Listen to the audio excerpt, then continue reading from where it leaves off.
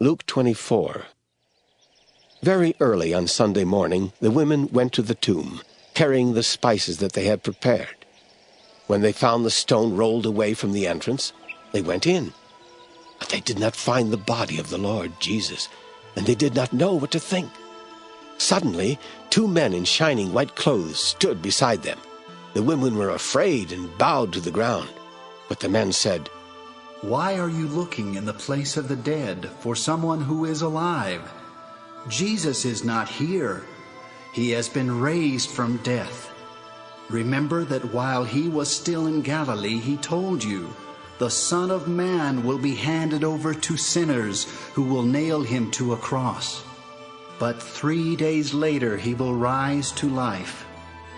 Then they remembered what Jesus had said.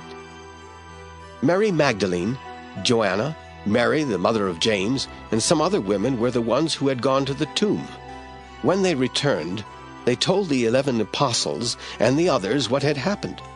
The apostles thought it was all nonsense, and they would not believe. But Peter ran to the tomb, and when he stooped down and looked in, he saw only the burial clothes.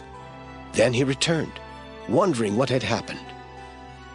That same day, 2 of Jesus' disciples were going to the village of Emmaus, which was about 7 miles from Jerusalem.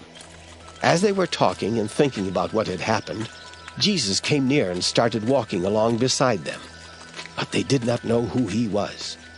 Jesus asked them, "What were you talking about as you walked along?"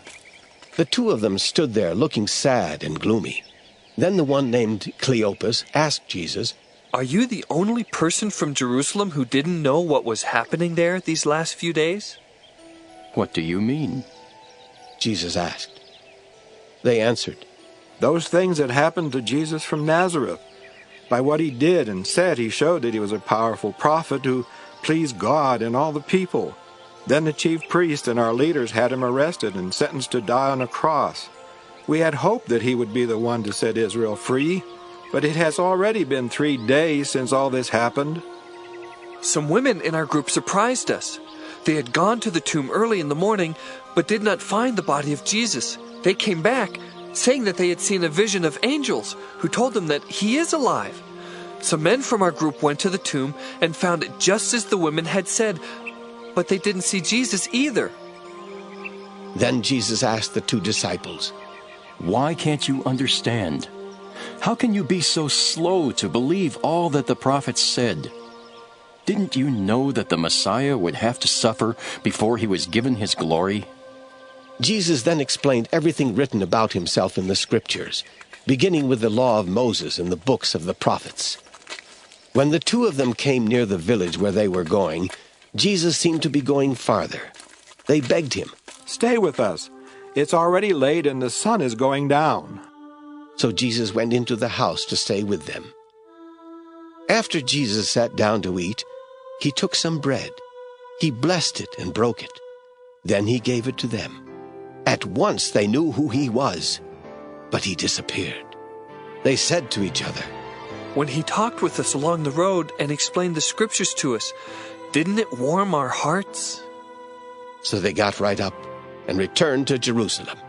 The 2 disciples found the 11 apostles and the others gathered together, and they learned from the group that the Lord was really alive and had appeared to Peter.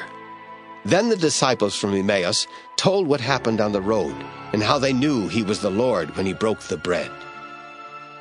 While Jesus' disciples were talking about what had happened, Jesus appeared to them and said, "May God give you peace." They were frightened and terrified because they thought they were seeing a ghost. But Jesus said, "Why are you so frightened? Why do you doubt? Look at my hands and my feet and see who I am. Touch me and find out for yourselves. Ghosts don't have flesh and bones, as you see I have." After Jesus said this, he showed them his hands and his feet. The disciples were so glad and amazed that they could not believe it. Jesus then asked them, "Do you have something to eat?" They gave him a piece of baked fish. He took it and ate it as they watched. Jesus said to them, "While I was still with you, I told you that everything written about me in the law of Moses, the books of the prophets, and in the Psalms had to happen. Then he helped them understand the Scriptures. He told them, "The Scriptures say that the Messiah must suffer. Then 3 days later he will rise from death. They also say that all people of every nation must be told in my name to turn to God in order to be forgiven. So beginning in Jerusalem, you must tell everything that has happened. I will send you the one my Father has promised, but you must stay in the city until you are given power from heaven." Jesus led his disciples out to Bethany, where he raised his hands and blessed them. As he was doing this, he left and was taken up to heaven. After his disciples had worshipped him, they returned to Jerusalem and were very happy. They spent their time in the temple, praising God.